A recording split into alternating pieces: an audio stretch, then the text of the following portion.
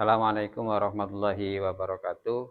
Perkenalkan, nama Arif Salahuddin, nomor induk mahasiswa 1870 2132 41384, mahasiswa PPG UIN Said Ali Rahmatullah Tulungagung. Hari ini siap melaksanakan uji kinerja.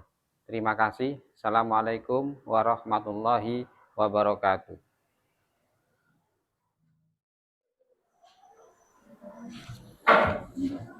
Ya, silakan berdoa dulu, kemudian salam seperti biasanya.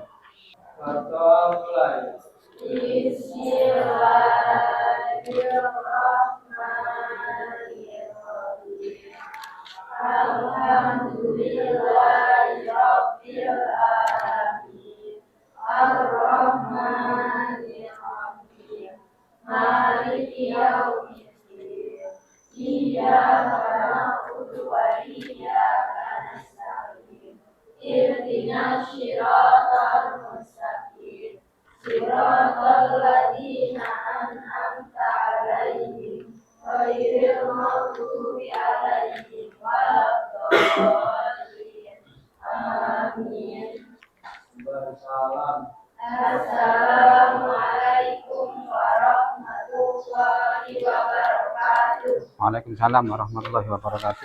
Absen dulu ya. Adinda,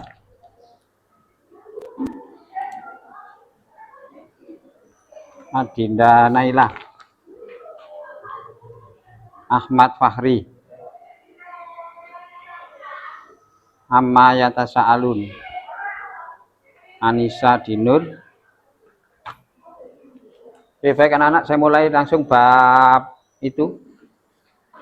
Buka buku LKS-nya di tempat saya halaman 72. Di tempatmu halaman berapa? 36. Oke, silakan dibuka buku LKS-nya. Ketentuan pernikahan dalam Islam, ya. Saya mulai dari definisi nanti, pengertian. Kemudian yang kedua, syarat rukun pernikahan. Kemudian yang ketiga, termasuk nanti ada tugas ya. Kalian saya beri tugas, jadi metodologi yang saya gunakan untuk bab pernikahan ini ada yang namanya PBL, ada yang namanya PJBL. PBL itu problem based learning, studi kasus ya. Kemudian ada juga nanti PJBL atau project based learning. Project itu berarti nanti kalian harus menghasilkan sebuah karya yang saya tentukan. Nanti karyanya berupa apa, Pak? Berupa video. Tapi tugasnya ini nanti berkelompok. Ya, nanti akan saya bagi kelompoknya. Kalian buat video, satu kelompok membuat satu video, karena jumlahnya di sini sedikit ya, terlalu banyak. Berarti nanti saya bagi hanya dua kelompok aja. Ya. Membuat video apa, Pak? Video yang kita pelajari hari ini yaitu tentang pernikahan dalam Islam. Nah, nanti makanya kita sekarang belajar dulu teorinya, sehingga nanti kalian ada gambaran bagaimana nanti prakteknya saya harus membuat video seperti apa, ya, dan lain sebagainya. Contoh video yang sudah dibuat oleh kakak kelas kalian yang tahun-tahun kemarin yang dapat tugas dari saya, itu kemarin fikih munakahat atau pernikahan ini kalau kurikulum K13 itu masuk kelas 12. Nah, sekarang kurikulum merdeka itu yang pelajaran kelas 12 banyak yang turun ke kelas 11. Jadi yang kelas 11 ini malah didahulukan pernikahan dulu. Yang harusnya ini nanti kemarin ya, tahun kita pakai K13 itu masuk ke kelas 12. Jadi sekarang sudah masuk ke kelas 12. Makanya mungkin tapi ini ya, mungkin diperkirakan dianggap sudah cukup dewasa sehingga masalah pernikahan ini diperkenalkan mulai kelas 11. Ya, siapa tahu nanti kalian kalau misalkan sudah tutup buku atau lulus, nanti buka terop. Ya. Apa? Kan ada atau banyak perempuan kan biasanya begitu. Ono sing kelas rolas tutup buku lulus langsung buka terop atau menikah. Ada yang nanti setelah lulus menikah. Siapa? Tidak. Ya dah. Wis. Sekarang mau saya tanya dulu. Pernah dengar nggak kalian istilah nikah sama kawin? Pernikahan sama perkawinan. Ada yang tahu bedanya? Angkat tangan yang bisa jawab. Ya.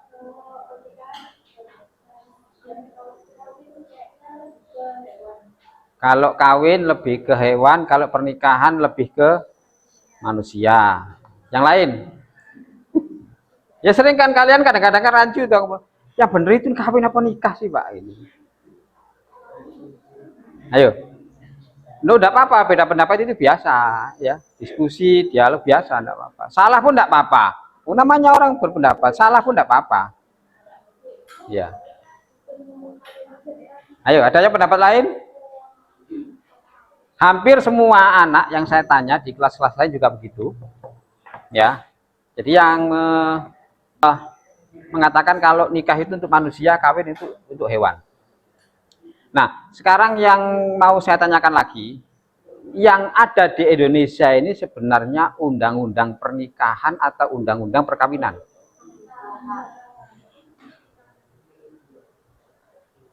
Undang-undang perkawinan atau undang-undang pernikahan?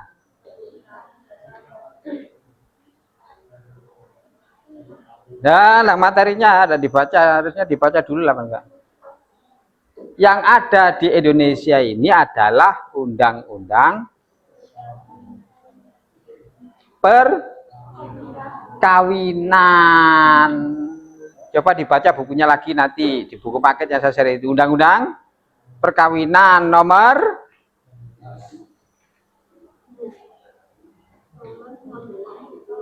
nomor 16. Nomor lu nggak ada di situ, berarti ada di buku paket. Nanti di buku paket yang saya share di link itu ya, silakan nanti dibaca. Yang ada itu adalah undang-undang perkawinan, bukan undang-undang pernikahan. Lupa apa salah? Enggak salah. Nomor 7 tahun? Nah, enggak ada tahunnya. Tadi di buku paket yang satunya. Ya. Undang-undang perkawinan. Ya toh?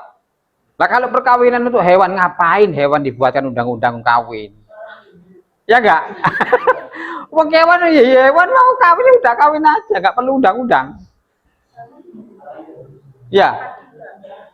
Jadi tetap perkawinan itu manusia juga bisa dikatakan perkawinan. Boleh kalian gunakan pernikahan, boleh gunakan perkawinan. Kalau pernikahan itu asal katanya dari bahasa Arab, artinya nakah. Asal katanya dari bahasa Arab, asal katanya nakaha, nikah atau nakaha. Ini bahasa Arab ya, nakaha. Apa spidolmu? Asal katanya, ya. Artinya apa Pak? Ada yang tahu nggak? Nakaha atau nikah, boleh perkawinan. Pak itu loh kawin, boleh enggak apa-apa karena diatur dalam undang-undang perkawinan nomor 7 tahun. Boleh. Ya. Sekarang saya masuk ke definisi. Perkawinan atau pernikahan itu sama kamu boleh. Bukan berarti hewan itu kawin. Manusia gak boleh nggak perkawinan. Ya boleh, undang-undangnya makanya undang-undang perkawinan dan itu diatur oleh pemerintah. Syarat, ketentuan dan lain sebagainya ada ya. Saya masuk ke definisi sekarang. Definisi menurut harfiah atau etimologi. Ya, seperti ini etimologi, pengertian bahasa. Nikah artinya atau asal katanya dari bahasa Arab. Ya, artinya ada yang tahu?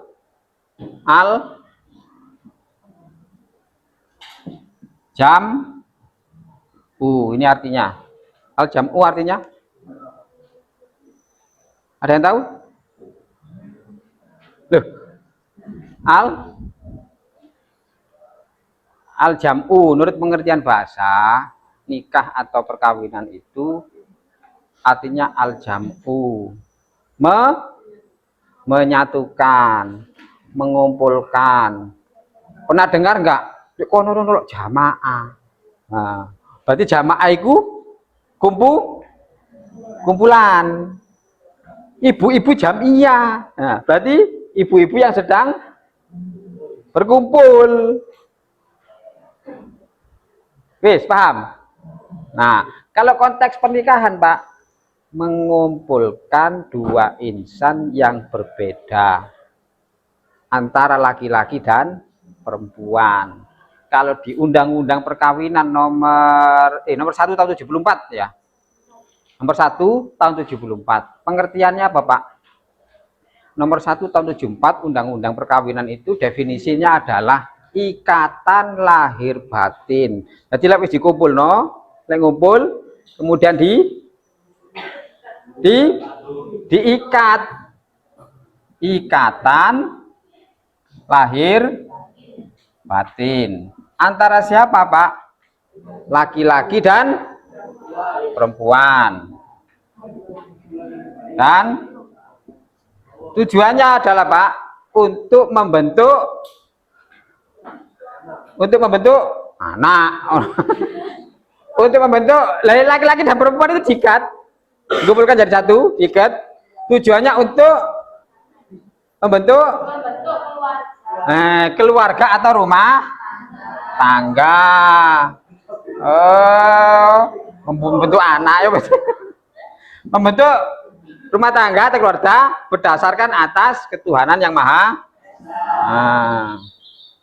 Ini ya definisi menurut Undang-Undang Perkawinan nomor 1 tahun 74. Jadi yang diikat itu apa, Pak? Lahiriahnya dan batiniahnya. Nek batiniah itu diikat tidak dikatakan pernikahan, lahiriahnya pun diikat tanpa ada batiniahnya diikat juga tidak dikatakan. Jadi yang diikat itu apa? Lahir batin. Jadi lanang wedok idate siji diikat menyatu lahir batinnya. Maka nih ada pernah dengar istilahnya ini antara apa, Pak? Laki-laki dan perempuan. Yang nanti laki-laki menjadi suami, yang perempuan jadi istri. Tahu maksud istri apa? Suami ini apa? Ya ngono kate rabi kon enggak ro. Rune enggak anak tok ae. Suami adalah selalu untuk anak maupun istri. Kalau istri? Ingat suami tetap rajin ibadah.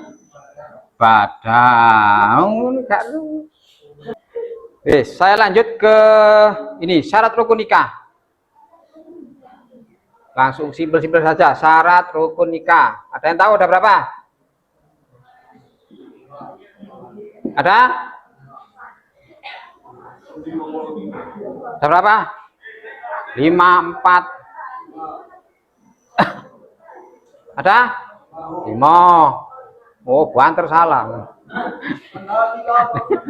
1 harus ada suami, oh pasti toh. Nggak mungkin menikah dengan suaminya. 2 harus ada urut-urut istri. 3 harus ada wali. Wali ini dari pihak istri ya. Ini laki-laki tidak perlu, suami tidak perlu wali ya. Jadi yang ada wali harus dari pihak istri. 4 nanti kita bahas satu-satu ini. 4 harus ada saksi minimal 2 orang laki-laki.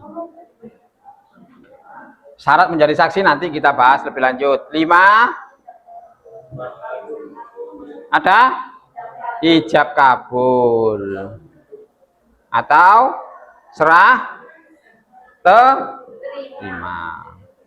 Yes. Saya bahas satu-satu, singkat saja. Suami ini harus laki-laki, harus pasti, dipastikan laki-laki. Yo, Mas Tenono ya apa ya lipat dulu KTP ini lah. Ya kan? Jangan-jangan saya khawatirnya kan ada itu kasus di sosial media itu. Ternyata dia menikah sama jamat perempuan. Ya enggak? Perempuan sama perempuan, padahal kan itu. Atau laki-laki sama laki-laki ternyata ada itu. Saya pernah lihat di sosial media itu. Loh. Ini kan? Yang kedua istri. Nah, syarat ketentuannya nanti dibaca di buku paket ya ada. Suami itu harus dewasa. Nomor 1, usia minimal sekian, 16 ya ke atas. Ya, atau sudah balik ya. Yang ketiga kan harus mampu. Karena apa? Berhubungan dengan hukum nikah. Orang menikah itu hukumnya macam-macam. Bisa wajib, bisa sunnah, bisa makro, bisa haram, bisa haram, bisa mubah. Tergantung konteksnya. Kalau dia tidak mampu belanjani, gak nyambut gawe, nganggur, mau nikah, lo anaknya bujuni badannya apa? Maka menikah bagi dia adalah haram. Kemudian ono wong lanang ya kan penggaweane gak jelas, tapi dia sering main tangan sama adiknya sama keluarganya. Nah nanti ketika menikah ada KEDRT ya kan sama istrinya, oh bujuni dikuamplengi tok dan sebagainya, maka hukumnya haram menikah. Nah ketika dia sudah mampu misalkan ekonomi wis cukup, oma wis duwe nyambut gawe dan lain sebagainya, wajib malah menikah hukumnya itu. Karena apa? Sudah mampu lahir batin dan ekonomi.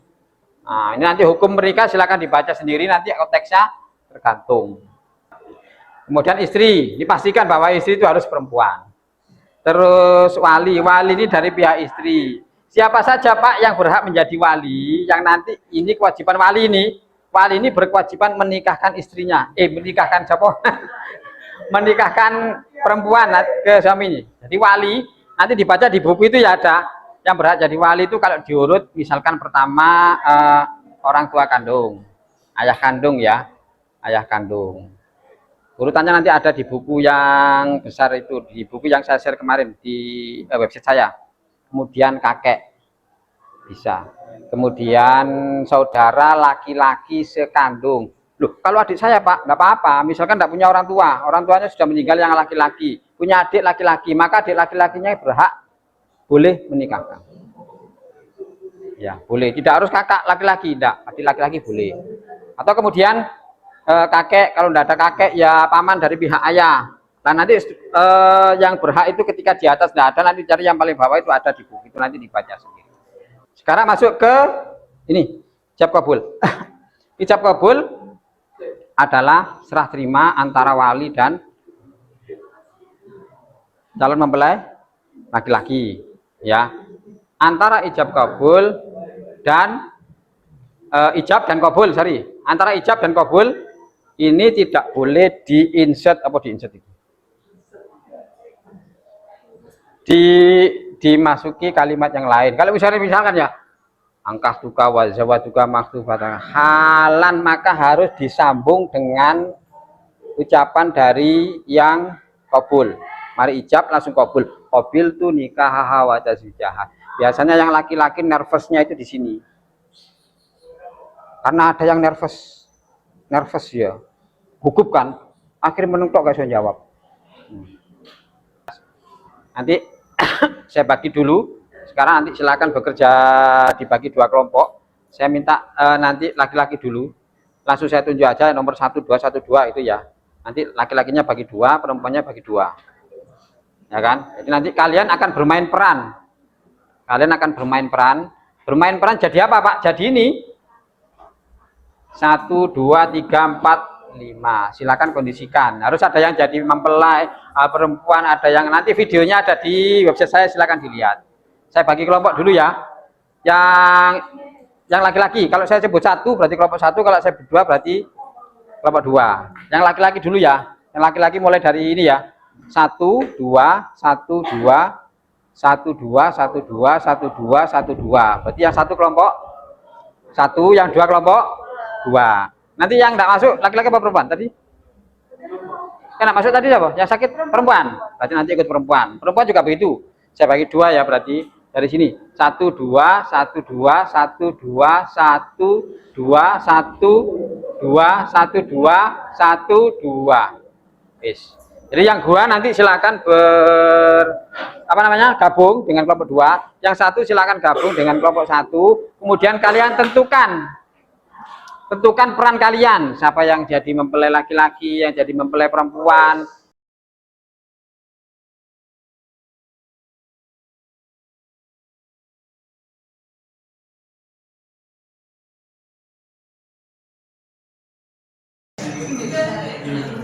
Sudah. Sekarang silahkan berkelompok sesuai dengan kelompoknya masing-masing. Jadi yang satu ke kelompok 1, yang dua ke kelompok 2.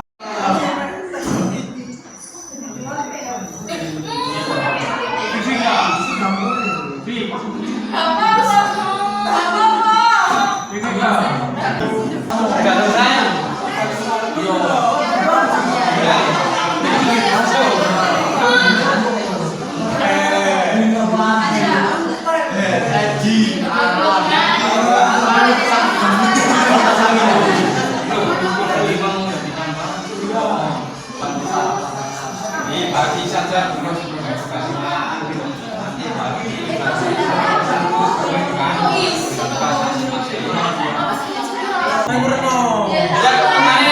banyak kemarin ditanya gini, kalau kita bermain peran akan nikah nanti beneran Pak? Enggak, namanya saja bermain peran. Kalau artis bermain peran sebagai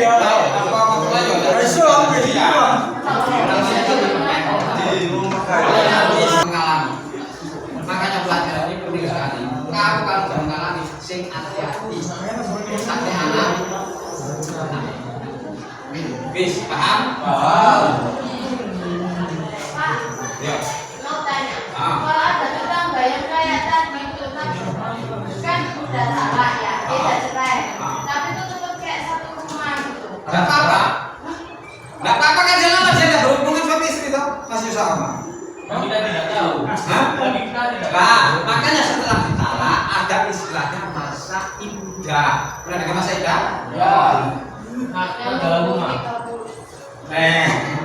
Masa iddah itu adalah masa menunggu bagi perempuan setelah jadi talak oleh suaminya. Masa menunggu itu berapa lamanya? Pak, 30 hari. Jadi ya, makanya ada talak batin sama talak wajib. Nanti dibaca itu bukunya. Ini juga banyak yang nggak tahu. Alasan jatuh talak satu, ilah, yaitu sumpah seorang suami bahwa tidak akan mencampuri istrinya. Ilah merupakan adat orang jahiliyah dulu. Dulu orang itu senang istilah, senang juga. Masa tunggunya adalah 4 bulan. Jika sebelum 4 bulan sudah kembali, maka suami harus membayar denda sumpah. Bila saja 4 bulan lebih, hakim berhak memutuskan untuk memilih membayar sumpah dan mentalaknya. Ilah itu adalah sumpah seorang biar itu ngarang B ada cengeng. Kadang itu kan bujuk ini. Wis aku kuliah aku terunan. Aku pulang be aku samulan. Aku pulang itu setahun. Allah gitu Allah. Pak silane itu saking mangkel bisa. Yang jadi wali, yang jadi saksi, kemudian yang nanti kalau ada kesulitan bermain peran, nah ya kan, silahkan nanti konsultasi dengan saya. Yes, sementara mungkin saya akhiri anak-anak. Kalau tidak ada pertanyaan, sampai ketemu nanti minggu depan. Assalamualaikum warahmatullahi wabarakatuh.